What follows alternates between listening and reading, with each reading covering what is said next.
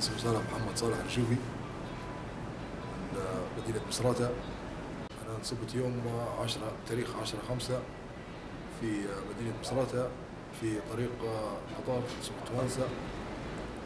طبعا قوات القذافي الطاغية كان مركزين في سوق توانسة طريق المطار. الشباب مشينا وقدمنا لسوق توانسة الحمد لله رب العالمين. الشباب لقد طهرنا المدينة وسوق توانسة وطريق المطار، ولقد بعد نحن هاجمنا على سوق توانسة، نحن تمركزنا في سوق توانسة. هم جيش معمر وخر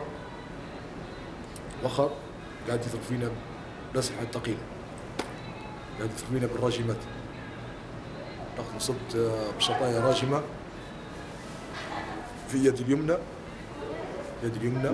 قطعت الأعصاب وكسرت العظم. الحمد لله رب العالمين. وصفوني، مشيت درت عملية في مصراتة، أجروا لي عملية. أنا طلعت من المصحة، طلعت من مستشفى مصراتة، ثم طلعت تونس أجريت فيها عمليتين.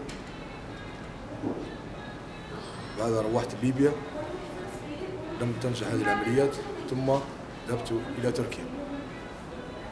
تركيا أجريت فيها 4 عمليات.